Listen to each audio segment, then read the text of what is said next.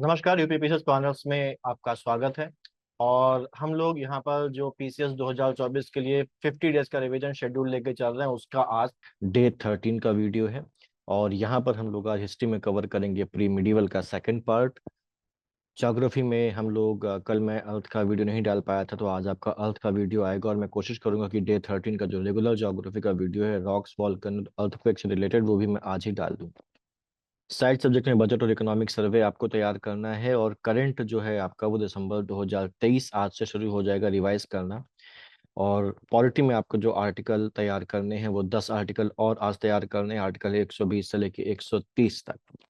इस तरीके से अगर आप करते जाएंगे तो आपका धीरे धीरे ये सब तैयार हो रहा होगा। अदरवाइज अगर आपका कोई अपना कोई शेड्यूल है तो आप उसको ही फॉलो करिए और साथ में इसको देखते हुए चलिए जो भी क्लासेस आ रही हैं।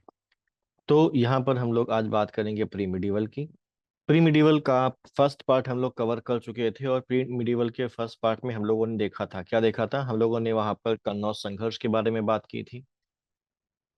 तो देखें यहाँ पर हम लोगों ने कन्नौज संघर्ष के बारे में बात की थी और ये देखा था कि यहाँ पर कौन कौन सी पार्टीज इन्वॉल्व थी और बाकी इसके बैकग्राउंड की चीजें हम लोगों ने समझी थी।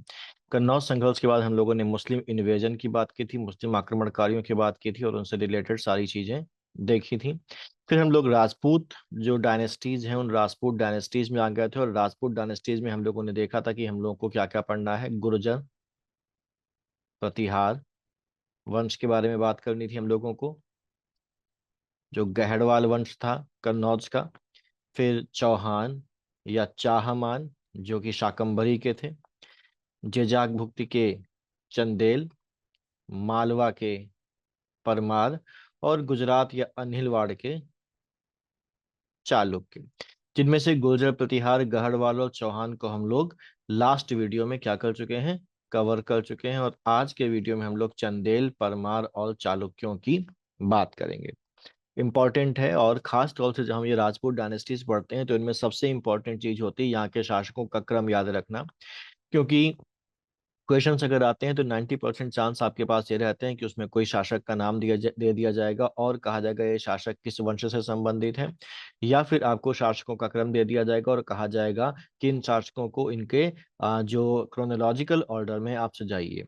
ठीक है, तो ये आपको ध्यान रखना जरूरी है। इसके अलावा बाकी चीजें भी तो पूछी जाती ही है यहाँ पर। तो हम लोग बात करेंगे जेजाक भुक्ति के चंदेलों की। जेजाक भुक्ति बेसिकली जो आज का बुंदेलखंड एरिया है, उस बुंदेलखंड एरिया को जेजाक भुक्ति कहा जाता था। और जेजाक भुक्ति इस वंश के एक शासक के नाम पर इस एरिया का नाम जेजाक भुक्ति पड़ा। तो यहाँ पर हम यहाँ के पहले जो राजा हुए हैं उनके नाम देख लेते हैं। तो कई सारे राजा हैं यहाँ पर, लगभग 23 राजा हैं। तो उन 23ओं को हम लोगों को यहाँ पर नहीं देखना है। सीक्वेंस में हम लोग शुरुआत के सभी राजाओं को सीक्वेंस देख लेते हैं और फिर इंपॉर्टेंट जो यहाँ के रूलर्स हैं उनके बारे में हम लोग बात कर लेते हैं। तो यहाँ का जो पहला शासक था वो था नन्नुक। नन्नुक के बाद जो अगला है वो है वाकपति। ठीक है, ध्यान रखिएगा ये वाकपति है और एक वाकपति आपको मुंज मिलेगा। वाकपति, मुंज, तो ये दोनों अलग हैं। ठीक है, ये जो वाकपति है ये चंदेल वंश का है और ये जो वाकपति मुंज है ये परमार वंश का है। तो ये दोनों अलग है, कंफ्यूज नहीं होना है। तीसरा शासक आपका है जय शक्ति। ये जो जय शक्ति है, इस जय शक्ति को जेजा भी कहा जाता था। इसको जेजा भी कहा जाता था और इसी जेजा के नाम पर इसका जो इलाका है नाम पड़ा जेजाक भुक्ति। ठीक, जेजाक भुक्ति नाम पड़ता है इसी जय शक्ति के दूसरे नाम जेजा पर। इस इलाके को जेजाक भुक्ति कहा जाता है। चौथा फिर यहाँ पर विजय शक्ति आता है। विजय शक्ति के बाद पांचवा जो शासक है वो है राहिल। राहिल, राहिल के बाद छठा शासक आता है श्रीहर्ष। एक चीज और ध्यान रख लीजिए, ये श्रीहर्ष अलग है और एक और श्रीहर्ष हम लोगों को मिलेगा चल के आगे जब हम लोग बात करेंगे परमार वंश की। तो परमार वंश में भी हमको एक श्रीहर्ष मिलेगा जिसका नाम सीयक होगा। तो जो सीयक या जो दूसरा श्रीहर्ष है ये दोनों अलग हैं। ये भी क्या है, अलग हैं। ये चंदेल वंश का है और ये जो सीयक वाला श्रीहर्ष है ये भी किस वंश का है, ये परमार वंश का है। तो इसमें भी कंफ्यूज नहीं होना है। सातवां राजा हमारे पास मिलता है जिसका नाम है यशोवर्मन। यशोवर्मन के बाद शासक बनता है धंग। पूरा नाम धंगदेव, गंड या पूरा नाम गंडदेव। गंडदेव के बाद विद्याधर।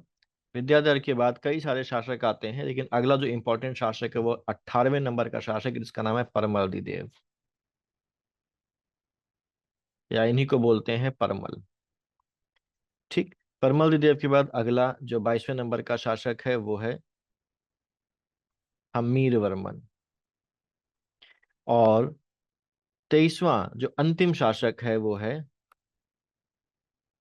वीर वर्मन। ये अंतिम शासक है। ठीक। अब एक एक करके इसको हम लोग समझते हुए चलते हैं। दो चीजें ध्यान रखें जिनको हम लोग आगे डिटेल में नहीं पढ़ेंगे। पहली चीज तो जय शक्ति के बारे में यह ध्यान रखें कि जय शक्ति का ही दूसरा नाम जेजा था, जिस जेजा के नाम पर इनके शासन करने वाले इलाके का नाम जेजाक भुक्ति पड़ता है। और जो हमीर वर्मन है, जो 22वां शासक है हमीर वर्मन, ये हमीर वर्मन जो बेसिकली है, इसके समय पे अलाउद्दीन ने चंदेलों के एक बड़े इलाके को जीत लिया था। यानी कि हमीर वर्मन के समय में ही चंदेल वंश लगभग समाप्त हो गया था, लेकिन उसके बावजूद भी 23वां शासक वीर वर्मन बनता है, जिसके बाद जो जो ये चंदेल वंश है ये क्या हो जाता है, ये समाप्त हो जाता है। तो वैसे हमीर वर्मन अंतिम शासक है, लेकिन ऑफिशियली अंतिम शासक अगर हम लोग देखें तो वो कौन होगा, वीर वर्मन होगा। अब इनमें इनको हम लोग देखते हुए चलते हैं, इंपॉर्टेंट शासकों को समझते हुए। तो सबसे पहले हम लोग बात कर लेते हैं नन्नुक। ठीक। नन्नुक की। और यहाँ पर नन्नुक की बात करें तो नन्नुक हमारे पास पहला शासक है, और इसकी जो उपाधि थी, नन्नुक की जो उपाधि है, उपाधि थी इसकी महीपति। नन्नुक की उपाधि महीपति थी।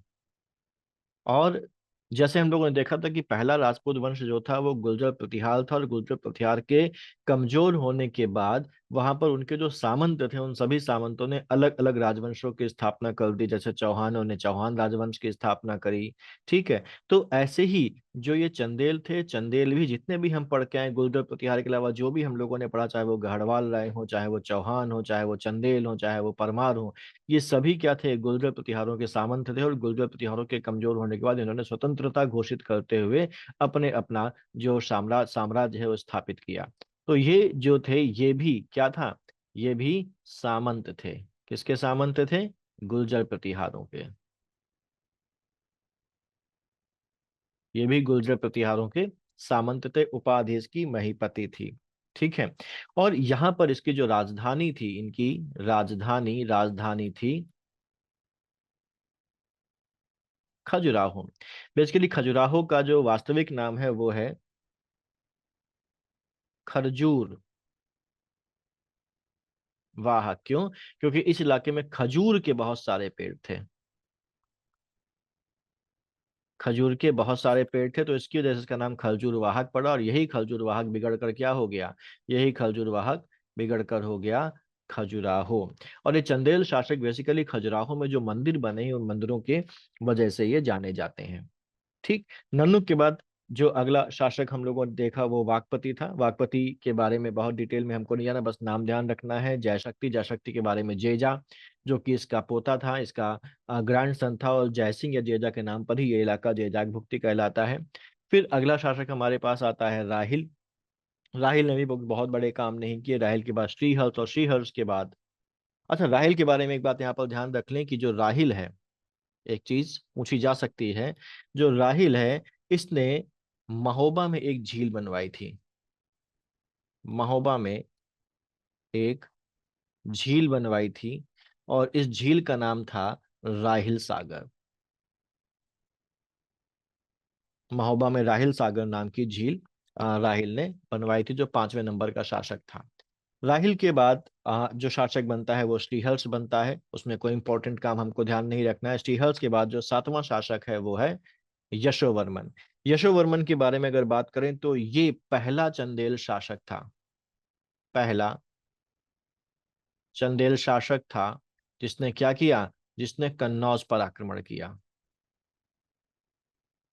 कन्नौज पर आक्रमण करने वाला पहला चंदेल शासक यशोवर्मन था। और केवल कन्नौज पर ही नहीं, इसने राष्ट्रकूटों पर भी आक्रमण किया। राष्ट्रकूटों पर भी आक्रमण किया। राष्ट्रकूट कौन थे? राष्ट्रकूट दक्षिण भारत का एक राजवंश था, और ये दक्षिण भारत का पहला राजवंश था जिसने उत्तर भारत की राजनीति पर हस्तक्षेप करना शुरू किया था। ठीक। और इनको केवल आक्रमण ही नहीं किया, इनको हराया भी, राष्ट्रकूटों पर आक्रमण करके उनको हराया भी। यहाँ पर अगर देखें तो उसने खजुराहो के विष्णु मंदिर, जिसको हम चतुर्भुज मंदिर के नाम से भी जानते हैं, उसका निर्माण यशोवर्मन ने करवाया था। ये इंपॉर्टेंट चीज यहाँ पर है। यशोवर्मन सातवां शासक था। यशोवर्मन के बाद जो अगला शासक आता है 8वें नंबर का, वो है धंग। धंग बोले या पूरा नाम बोले, धंग देव एक ही बात है।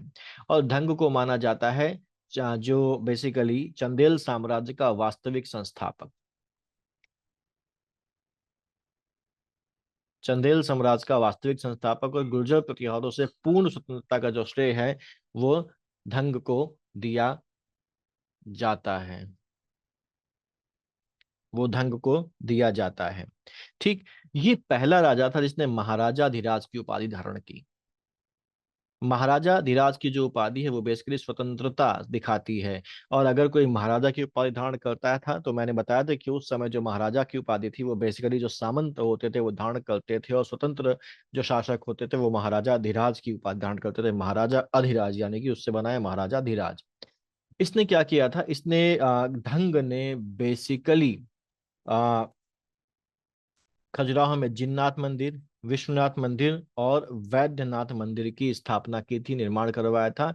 इसके अलावा इसने खजुराहो के लक्ष्मण नाथ मंदिर या लक्ष्मण मंदिर में एक अभिलेख लिखवाया था, एक अभिलेख लिखवाया था।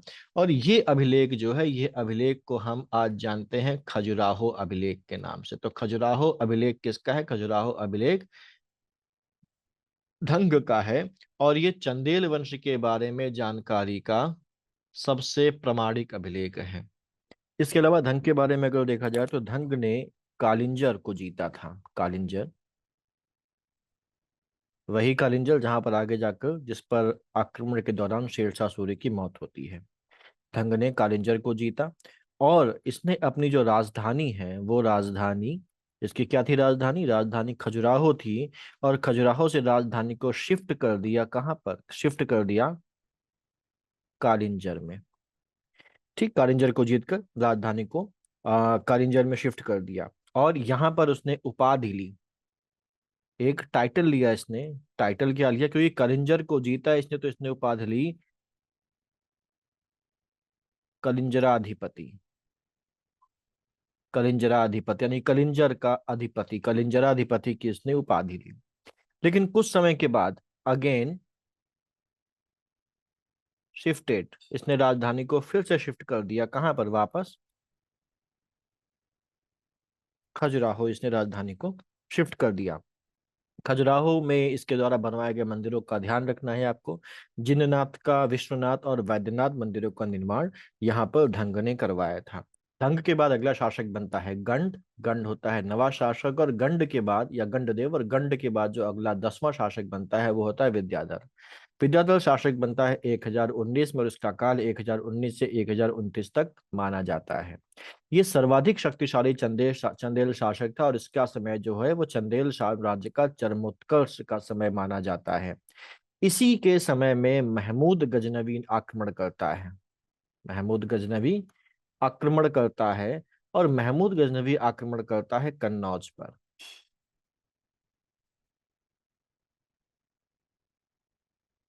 ठीक है। यहाँ पर इस समय जो राजा था वो गुर्जर प्रतिहार वंश का राजा था। गुर्जर प्रतिहार वंश का राजा था, राज्यपाल। और जब ये महमूद गजनवी आक्रमण करता है तो राज्यपाल भाग जाता है।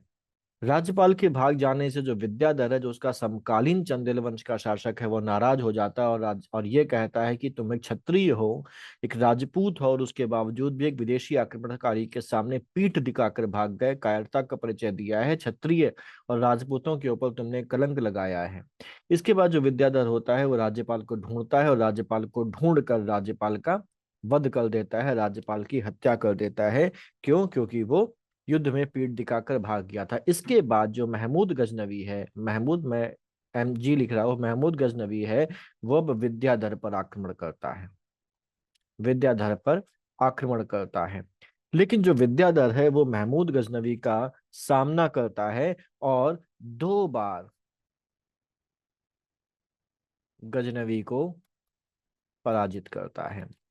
विद्याधर 2 बार महमूद गजनवी को पराजित करता है। इसको ऐसे भी बोल सकते हैं कि महमूद गजनवी ने 2 बार विद्याधर पर आक्रमण किया और दोनों बार विद्याधर ने महमूद गजनवी को बुरी तरीके से पराजित किया। तो विद्याधर उस समय का अकेला ऐसा शासक था जिसने महमूद गजनवी का सफलतापूर्वक विरोध किया। ठीक, महमूद गजनवी के अलावा जो विद्याधर है, उसने जो उस समय इसके पैरेलल में परमालवा में परमार वंश चल रहा था, परमार वंश का जो सबसे शक्तिशाली राजा था भोज, इसने भोज को भी पराजित किया, भोज को भी पराजित किया। ठीक है, साथ ही साथ चालुक्य वंश जो इसका कंटेम्पररी चालुक्य वंश है, ठीक, गुजरात का अनिलवाड़ का चालुक्य, यहाँ का इसका जो कंटेम्पररी राजा था वो था जयसिंह सिद्धराज, जयसिंह सिद्धराज को भी पराजित किया। तो अगर हम देखें तो इसने किसको किसको पराजित किया, इसने पराजित किया नंबर 1 महमूद गजनवी को, नंबर 2 इसने पराजित किया परमार शासक भोज को, साथ ही साथ इसने पराजित किया चालुक्य शासक जयसिंह सिद्धराज को।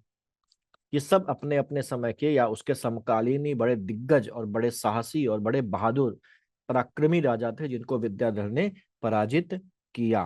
ठीक है, तो अच्छा, और उसमें गजनवी को तो 2 बार उसने पराजित किया। ठीक, विद्याधर के बाद अगर हम लोग देखें तो यहाँ पर कई सारे शासक आते हैं, क्योंकि विद्याधर तो 10 नंबर का शासक है और बीच में कई सारे शासक आते हैं, और आगे चल के 18वां जो शासक चंदेल वंश का होता है वो होता है परमल दिदेव या परमल। ये जो परमल दिदेव या परमल है, ये बेसिकली ये चंदेल वंश का अंतिम शक्तिशाली शासक माना जाता है, अंतिम शासक नहीं, अंतिम शक्तिशाली शासक परमलदेव को माना जाता है। इसके बाद से चंदेल वंश का जो है वो पतन शुरू हो जाता है। इनकी जो उपाधि थी परमलदेव की, वो उपाधि थी बेसिकली परम भट्टारक, परम भट्टारक और परम महेश्वर, परम भट्टारक परम महेश्वर की इनकी उपाधि थी। अच्छा, अब परम महेश्वर की उपाधि कौन धारण करते थे? जो शिव के उपासक होते थे, तो हम ये भी कह सकते हैं कि ये शिव के उपासक थे। अच्छा, इनकी सेना में कुछ महत्वपूर्ण नाम थे, जैसे आल्हा, उदल, ये दोनों भाई थे और ये इनके सेना नायक थे। आल्हा उदल की बहादुरी पर एक रासो भी लिखा गया है। ठीक है, एक रासो भी लिखा गया है और जिसको आल्हा खंड बोला जाता है। बुंदेलखंड और उत्तर प्रदेश के कई इलाकों में बड़ा मशहूर है, जिसमें आल्हा और उदल को अवतार माना जाता है। तो ये आल्हा खंड इन्हीं की बहादुरी के ऊपर है, और इनके जो सेनापति थे मलखान या मलखा, इनके सेनापति थे। ठीक है, यहाँ 1182 में पृथ्वीराज तृतीय ने इनको पराजित कर महोबा पर अधिकार कर लिया था। बेसिकली यहाँ 1182 में महोबा का युद्ध होता है, महोबा का युद्ध होता है, जो होता है पृथ्वीराज तृतीय के साथ।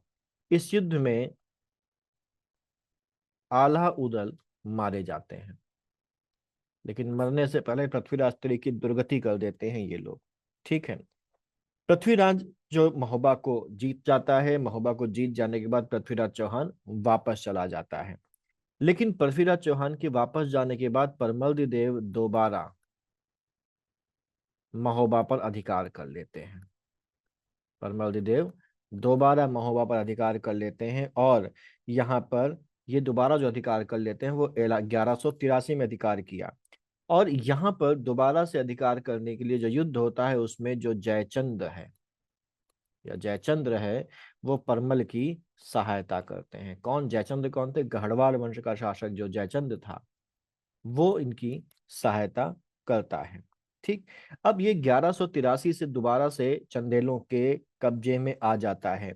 1192 में अगर हम लोग देखें तो तराई का दूसरा युद्ध था, तो 1192 में तराई का दूसरा युद्ध जो था, इसमें पृथ्वीराज जो तीन है इनका पतन हो जाता है। और यहां से शुरू होती है मुस्लिम सत्ता, जिसको हम दिल्ली सल्तनत आगे चल के कहेंगे। मुस्लिम सत्ता की स्थापना होती है और अब मुस्लिम सत्ता में कुतुबुद्दीन ऐबक बैठा हुआ है। और कुतुबुद्दीन ऐबक अब विस्तार करना शुरू करता है। और कुतुबुद्दीन ऐबक 1203 में हमला करता है। कौन करता है? ऐबक हमला करता है 1203 में। और 1203 में हमला करके सबसे पहले कालिंजर के किले पर कब्जा करता है। कालिंजर पर कब्जा करता है। कालिंजर पर कब्जा करने के बाद परमल देव को बंदी बना लेता है। परमल देव को बंदी बना लेता है। और बंदी बनाने के बाद उसी कैद में ही परमल देव की मौत हो जाती है। लेकिन अभी भी चंदेल वंश में जो ये महोबा या बुंदेलखंड है, जो जागभुक्ति है, इसका कुछ हिस्सा बचा हुआ है और यहाँ पर इनका शासन चलता रहता है। चलता रहता है। और इसी के बाद, परमल देव के बाद 22वें शासक के रूप में सामने आते हैं आगे चल के, जिनका नाम होता है हम्मीर वर्मन। हमीर वर्मन। हमीर वर्मन के दौर में अलाउद्दीन खिलजी आक्रमण करता है यहाँ पर। अलाउद्दीन खिलजी आक्रमण करता है और एक बड़ा इलाका कब्जा लेता है। और इस तरीके से चंदेल वंश का लगभग समाप्त हो गया, समापन हो जाता है। लेकिन अभी नाम का एक शासक बचता है जो होता है वीर वर्मन। और ऑफिशियली वीर वर्मन जो है वो इस वंश का अंतिम शासक है। ठीक। वीर वर्मन ऑफिशियली इस वंश का अंतिम शासक रहता है। ये इतना आपको यहाँ पर ध्यान रखना है जेजाक भुक्ति के चंदेलों के बारे में। जेजाक भुक्ति के चंदेलों के बाद हम लोग अब बात करते हैं परमार वंश की। परमार जो कि मालवा रीजन में थे, जिनको हम मालवा के परमार के नाम से भी जानते हैं। यहाँ पर अगर हम इसकी शासकों की बात करें तो यहाँ पर इसका जो संस्थापक है वो बेसिकली परमार को माना जाता है।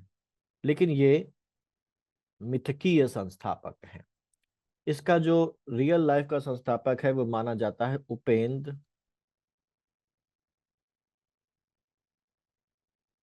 कृष्णराज को। उपेंद्र कृष्णराज, मैं यहां पर ठीक से लिख दूं, उपेंद्र कृष्णराज को इसका संस्थापक रियल माना जाता है। परमार को मिथकीय माना। तो एग्जाम में आएगा तो आपको उपेंद्र कृष्णराज पर ध्यान रखना है। उपेंद्र कृष्णराज के बाद यहाँ पर कई सारे शासक आते हैं। टोटल यहाँ पर परमार वंश में 26 शासकों की हमको सूची मिलती है, जिनमें सब नहीं पढ़ने हैं। शुरुआत के कुछ लोगों के नाम हमको ध्यान रख लेने हैं, उसके बाद केवल इंपॉर्टेंट इंपॉर्टेंट को ही हमें यहाँ पर देखना है।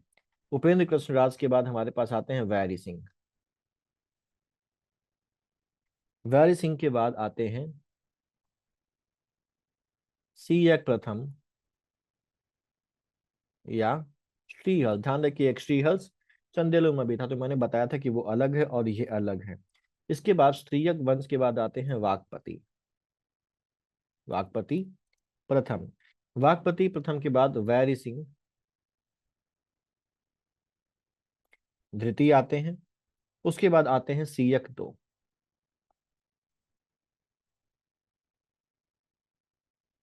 सियक दो। सियक दो के बाद वाकपति दो, जिन्हें वाकपति मुंज के नाम से भी जाना जाता है। वाकपति मुंज के नाम से भी जाना जाता है। वाकपति मुंज के बाद अगले हमारे पास आते हैं जिनका नाम है सिंधुराज। सिंधुराज के बाद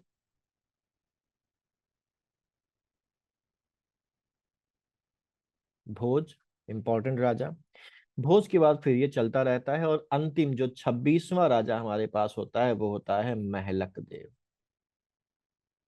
महलक देव, महलक देव, ये अंतिम शासक होता है 26वां।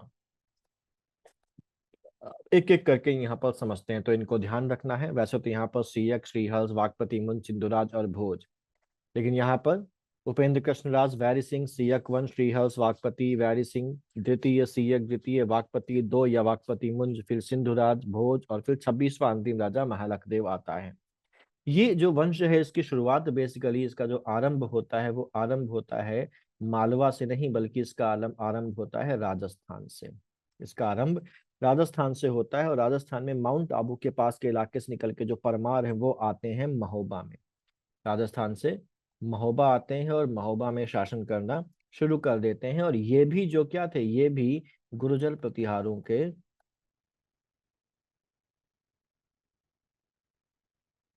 सामंत थे, गुर्जर प्रतिहारों के सामंत थे। संस्थापक हम लोगों ने देखा ही, किसका संस्थापक उपेंद्र कृष्ण राज था, जिसने राजधानी बनाई थी क्या, राजधानी इसने बनाई थी धारा।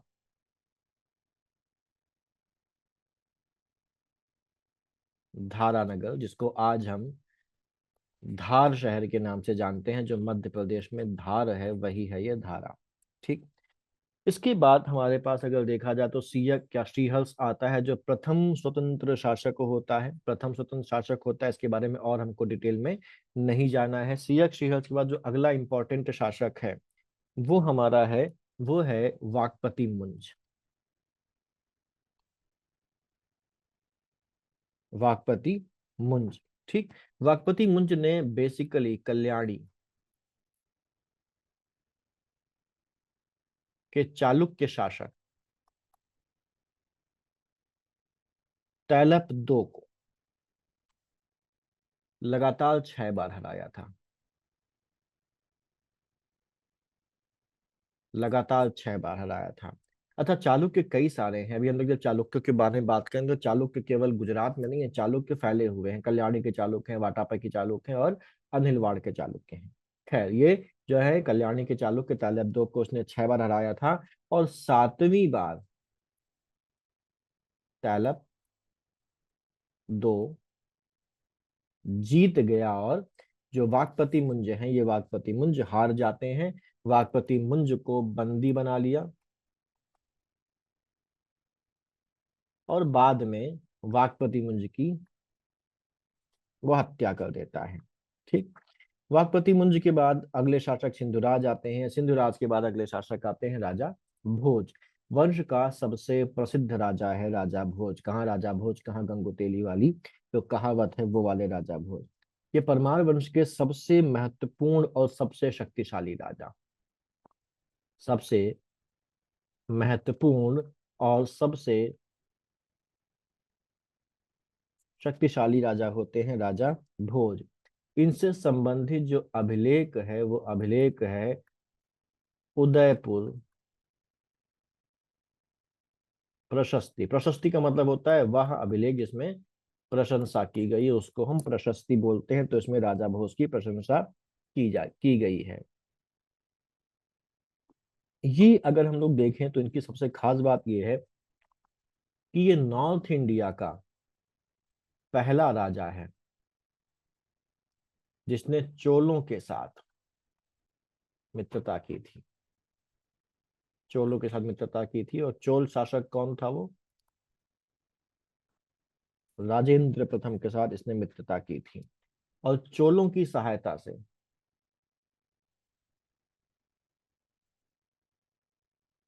कलिंग को जीता था। कलिंग कौन, आज का जो उड़ीसा है वो कलिंग कहा जाता है। ठीक। साथ ही साथ यहाँ पर कल्याणी के चालुक्य, कल्याणी के चालुक्य राजा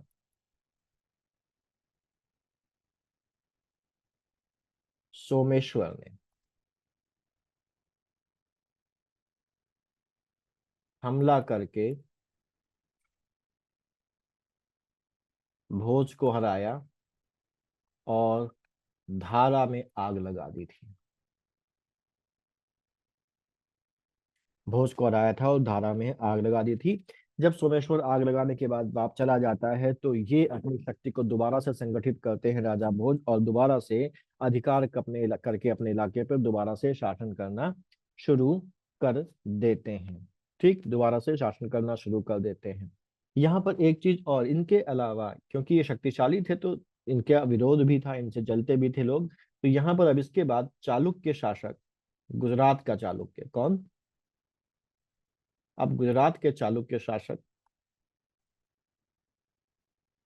भीम प्रथम और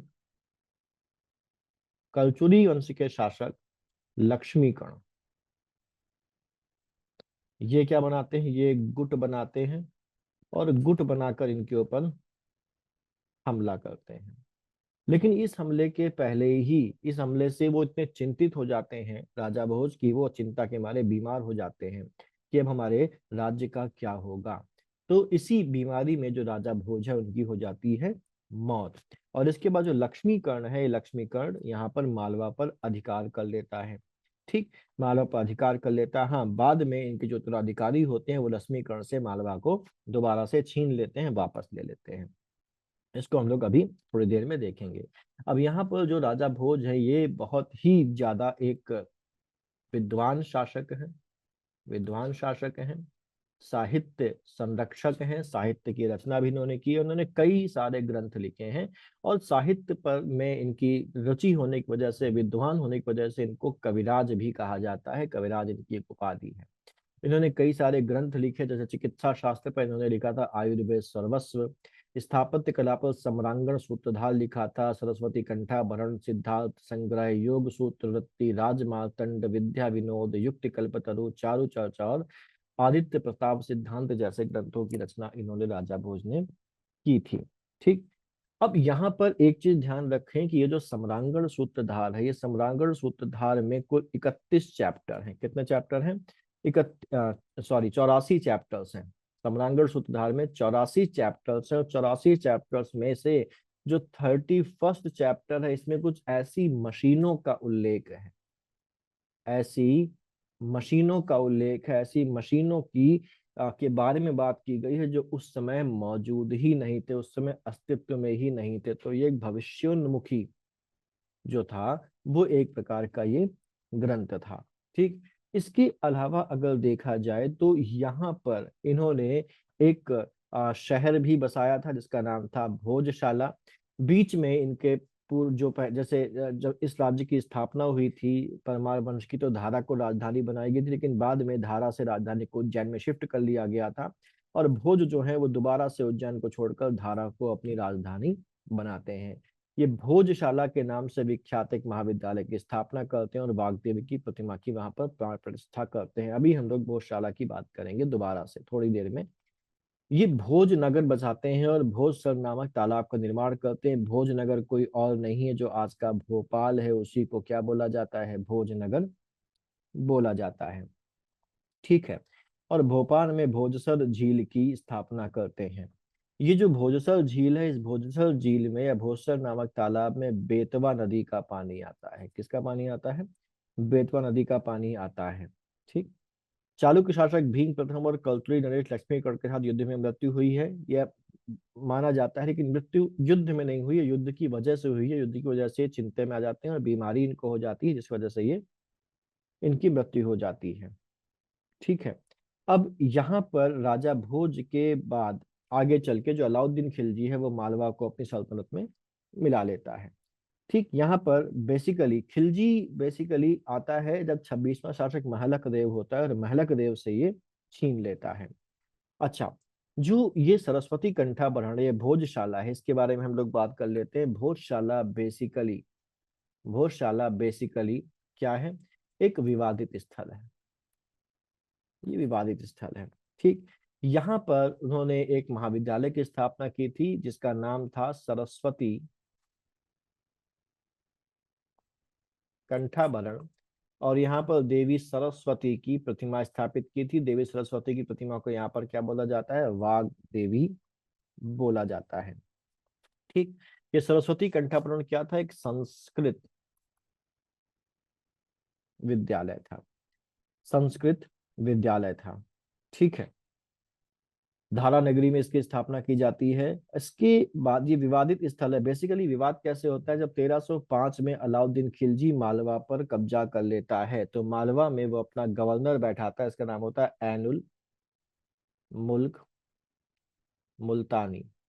ये ऐनुल मुल्क मुल्तानी भोजशाला में एक मजार और मस्जिद बनवाता है। किसकी याद में बनाता है? ये एक सूफी संत के होते हैं जिनका नाम होता है कमालुद्दीन मुल्ला। सूफी संत कमालुद्दीन मुल्ला, जिनको जाना जाता है कमाल मौला के नाम से, और इन्हीं के नाम पर उस मस्जिद का नाम हो जाता है कमाल मौला मस्जिद। और यहाँ पर अब ये विवादित स्थल बन जाता है, जिसका विवाद अभी भी चल रहा है। अभी भी आप लोग न्यूज़पेपर में देखते होंगे आजकल ये चीजें बड़ी उसमें है, चर्चा में है, कमाल मौला मस्जिद और भोजशाला। ठीक है। और यहाँ पर इन्होंने एक चित्तौड़ में एक मंदिर बनवाया था। इस मंदिर का नाम है त्रिभुवन नारायण मंदिर।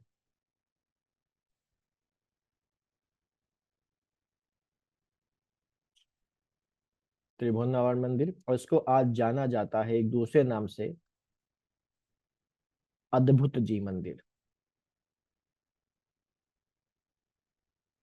अद्भुत जी मंदिर के नाम से आज इसको जाना जाता है। ठीक है। अच्छा, यहाँ पर अलाउद्दीन खिलजी के बारे में बात करें तो अलाउद्दीन खिलजी जब यहाँ पर आक्रमण करता है 1305 में, इनकी जो मृत्यु है भोज की वो 1055 में हो जाती है।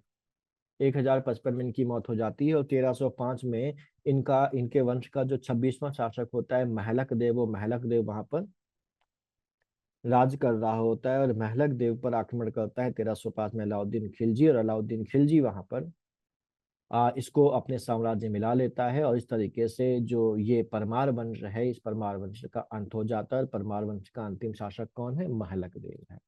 ठीक।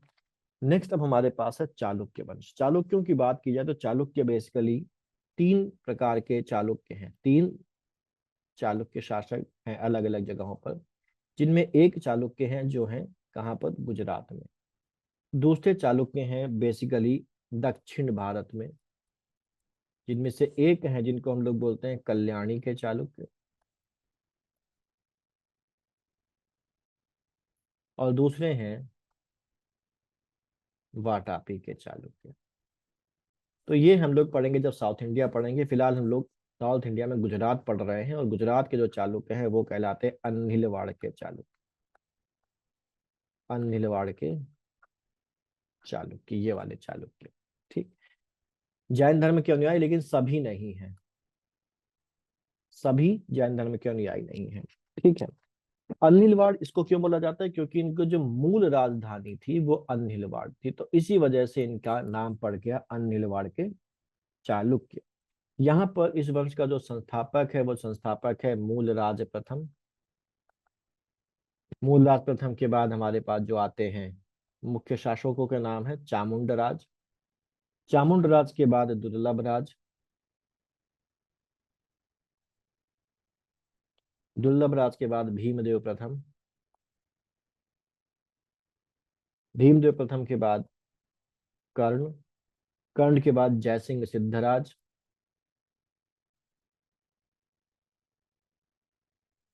और जयसिंह सिद्धराज के बाद आते हैं कुमारपाल। कुमारपाल के बाद अजयपाल। और अजयपाल के बाद आता है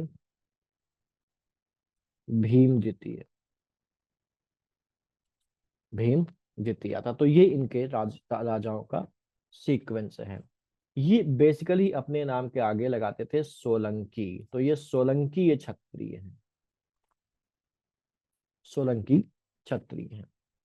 मूलराज प्रथम, हम इनके शासकों की बात कर लेते हैं। तो मूलराज प्रथम की अगर बात करें तो मूलराज प्रथम को संस्थापक माना जाता है चालुक्य वंश का। इसने एक स्वतंत्र राजवंश की स्थापना की थी, और साथ ही साथ जो गुजरात का सोमनाथ मंदिर है, सोमनाथ मंदिर को ये इम्पोर्टेंस रोल देना शुरू करता है। यानी कि सोमनाथ मंदिर की जो प्रतिष्ठा बढ़नी शुरू होती है वो मूलराज प्रथम के समय शुरू होती है। मूलराज प्रथम के बाद अगला शासक बनता है भीमवन। बहुत लंबा शासनकाल इसका होता है और इसके समय में महमूद गजनवी का आक्रमण होता है। महमूद गजनवी सोमनाथ मंदिर को लूटता है और सोमनाथ मंदिर को लूटकर नष्ट कर देता है। ठीक है, नष्ट कर देता है महमूद गजनवी। इनके बाद जो अगला शासक है वो आता है, अच्छा यहाँ पर जो सोमनाथ मंदिर है ये ओरिजिनली जो था ये लकड़ी का बना हुआ था। सोमनाथ मंदिर लकड़ी का बना हुआ था। ठीक है। भीमदेव प्रथम का एक सामंत था जिसका नाम था विमल शाह। विमल शाह। तो ये जो विमल शाह है,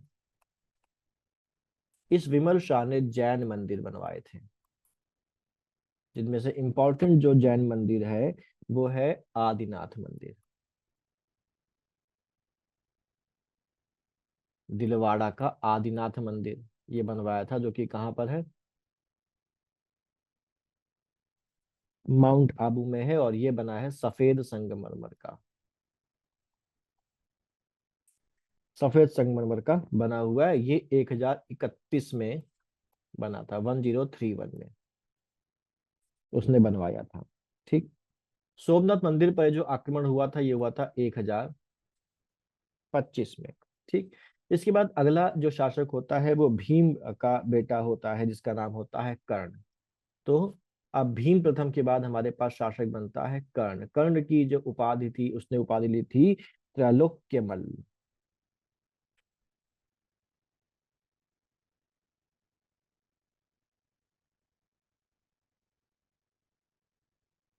त्रैलोक्यमल की उपाधि ली थी, इसका मतलब होता है तीनों लोकों का राजा। फिर जयसिंह सिद्धराज आता है।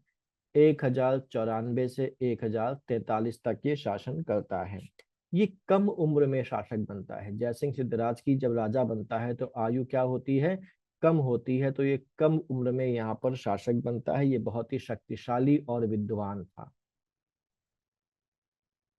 शक्तिशाली और विद्वान शासक था जयसिंह सिद्धराज। और इसकी जो माँ है, क्योंकि कम उम्र में शासक बन जाता है तो इसकी जो माँ होती है मृणल देवी, वो इसकी संरक्षक बनती है। इसी जयसिंह सिद्धराज ने पराजित किया था। किसको पराजित किया था, चौहान शासक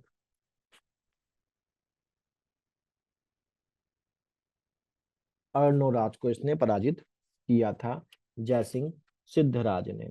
और यहाँ पर जब अर्णोराज यहाँ पर पराजित हो जाता है तो जयसिंह सिद्धराज और अर्णोराज की हो जाती है संधि। और इस संधि के अंतर्गत जो जयसिंह सिद्धराज है, जयसिंह सिद्धराज अपनी बेटी की शादी अर्णोराज से करवा देता है। यहाँ पर जयसिंह सिद्धराज एक नया संवत शुरू करता है। कौन शुरू करता है, जयसिंह सिद्धराज एक नया संवत शुरू करता है जिस संवत का नाम होता है सिद्ध संवत या सिंह संवत। ठीक है, सिंह संवत भी बोलते हैं और सिद्ध संवत भी बोलते हैं, जो बेसिकली शुरू होता है 1113 1114 ईस्वी पे। 1113 1114 ईस्वी में ये एक और संवत आ गया। पहला विक्रम संवत, मालव संवत या कृत संवत था, जो कि 57 बीसी में था। फिर उसके बाद हमारे पास विक्रम, मालव या कृत 57 बीसी का। उसके बाद हमारे पास शक संवत आता है। शक संवत कब का है, शक संवत है 78 एडी का। शक संवत के बाद हमारे पास गुप्त संवत आता है। गुप्त संवत कब का था, 320 एडी का। ठीक। उसके बाद हर्ष संवत आता है और अब ये सिंह संवत या सिद्ध संवत है, जो 1113 या 1113 1114 ईस्वी का था। ठीक। जयसिंह सिद्धराज ने बेसिकली क्या काम किया, जयसिंह सिद्धराज ने सोमनाथ मंदिर पर जो लगता था तीर्थ यात्रा कर, उसको क्या कर दिया, समाप्त कर दिया। तीर्थ यात्रा कर को समाप्त कर दिया। जयसिंह सिद्धराज बेसिकली जो था वो शैव धर्म को मानता था, लेकिन शैव धर्म को मानने के बाद भी ये कैसा था, ये सहिष्णु था। और इस सहिष्णुता में इसने क्या किया था, इसने खंबात की खाड़ी जो कि गुजरात में है, खंबात की खाड़ी में एक मस्जिद के निर्माण के लिए या उसके पुनर्निर्माण के लिए, पुनर्निर्माण के लिए 1 लाख स्वर्ण मुद्राएं दी थी। 1 लाख स्वर्ण मुद्राएं दी थी। इन स्वर्ण मुद्राओं को बेसिकली बलोतरा बोला जाता था उस समय। यहाँ पर इसको मैं साफ कर देता हूँ जिससे थोड़ा सा और क्लियर हो जाए। जयसिंह सिद्धराज के लिए ही तो जयसिंह सिद्धराज के दरबार में एक जैन एक विद्वान था जिसका नाम था हेमचंद्र। ये हेमचंद्र नाम का जो विद्वान था वो उसके दरबार में था। ठीक है, जैन स्कॉलर था ये।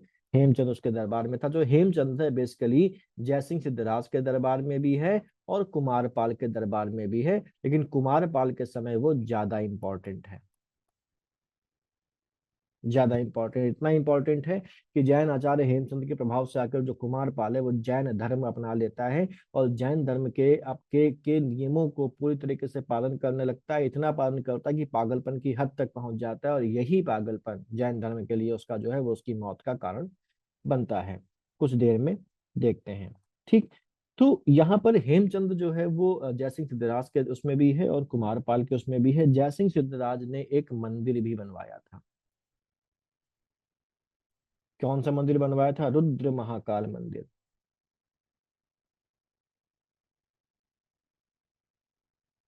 रुद्र महाकाल मंदिर बनवाया था और एक झील बनवाई थी जिसका नाम था सहस्त्रलिंग झील। सहस्त्रलिंग झील नाम था। ठीक है।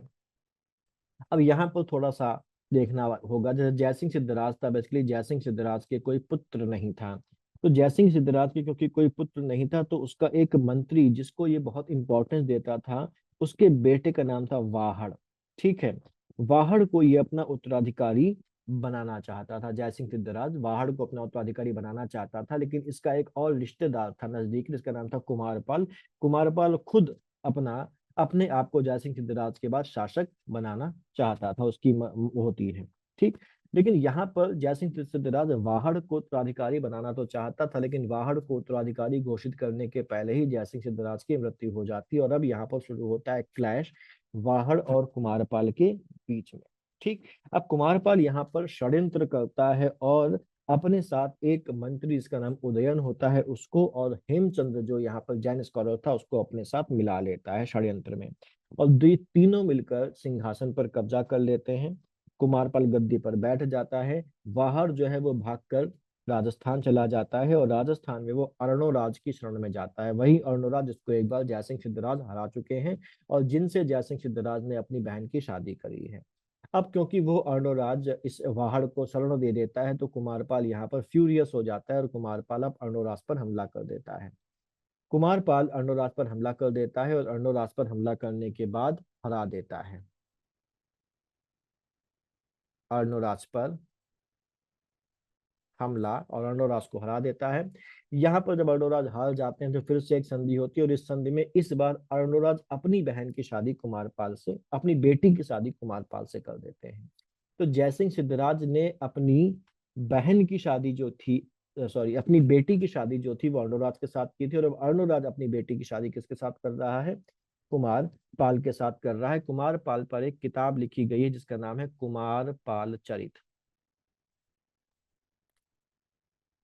कुमार पाल चरित। मेरे मुंह से अगर पहले बहन निकला है तो उसको ठीक कर लीजिए। बेटी होगा। जयसिंह सिद्धराज ने अपनी बेटी की शादी अर्णोराज से की थी और अर्णोराज ने अपनी बेटी की शादी कुमारपाल से की थी। खैर, ये कुमारपाल चरित है। इस कुमारपाल चरित की रचना जो है वो किसने करी है? कुमारपाल चरित रचना करी है जयचंद सूरी ने। जयचंद सूरी ने की है। ठीक। कुमारपाल जो है ये अब क्या बन जाता है? जैन बन जाता है। किसके प्रभाव से?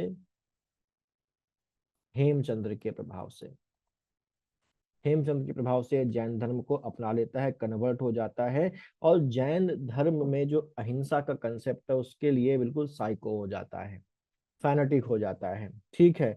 मांस पर, मदिरा पर, शिकार पर, सभी चीजों पर ये रोक लगा देता है और कहता है कि राज्य के सभी लोग अहिंसा का पालन करेंगे। ये एक जैन विहार बनवाता है।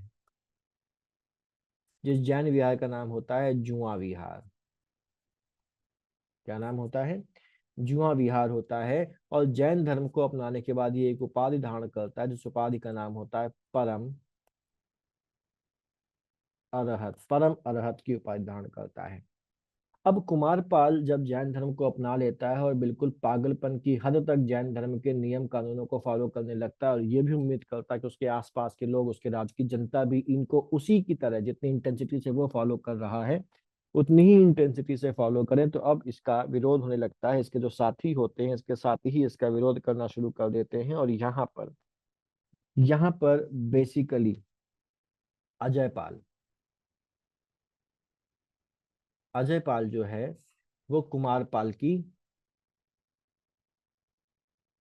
हत्या कर देता है बाकी मंत्रियों के साथ मिलकर। और अब ये क्या बन जाता है, शासक बन जाता है। अब इसके अंदर जैन धर्म के प्रति इतनी नफरत भरी होती है कि ये जैन धर्म को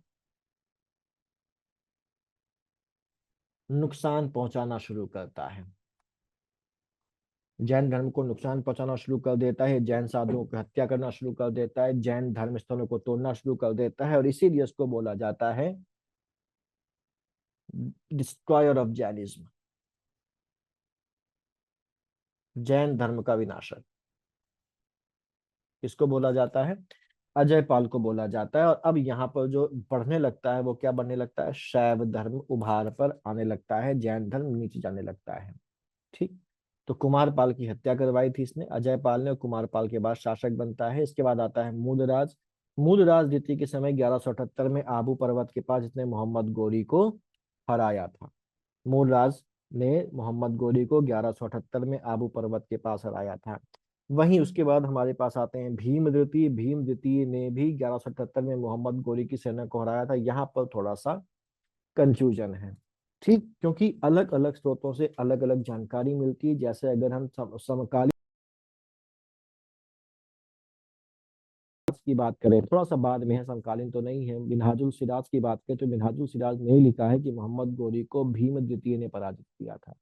जबकि हमको जो अभिलेख मिलते हैं वो अभिलेखों में अंतर मिलता है। कहीं पर लिखा मिलता है भीम द्वितीय और कहीं पर लिखा मिलता है कि मूलराज द्वितीय ने इसको पराजित किया था मोहम्मद गोरी को, लेकिन ये 1178 में पराजित किया था। 1195 में जो है ऐबक भीम दो पर हमला करता है और भीम दो ऐबक को बुरी तरीके से पराजित करता है 1100। उसके बाद ऐबक दोबारा से आता है और दोबारा आने के बाद भीम दो पर हमला करता है और भीम दो इस बार क्या होते हैं, भीम दो इस बार हार जाते हैं। भीम दो इस बार हार जाते हैं। और इसके बाद ये जो चालुक्य वंश है डेक्लाइन पर चला जाता है और धीमे धीमे चालुक्य वंश का समापन हो जाता है। और चालुक्य वंश के बाद यहाँ पर चालुक्यों के बाद गुजरात में जो अगला वंश उभरता है वो होता है बघेल वंश। ठीक है। तो ये हमारे आज हम लोगों ने कवर कर लिए चंदेल, परमार और चालुक्य। और जो राजपूत डायनेस्टी थी वो हमारी अभी यहाँ पर खत्म होती है। अब इसके बाद जो अगली क्लास होगी वो डे 14 की यानी कि सितंबर 19 की क्लास होगी, जिसमें हम आगे जो टॉपिक उसमें लिखा हुआ है उसको हम लोग शेड्यूल में उसको हम लोग कवर करेंगे। ठीक है। तो मिलते हैं अगली क्लास में। पढ़ते रहिए, आगे बढ़ते रहिए। All the best.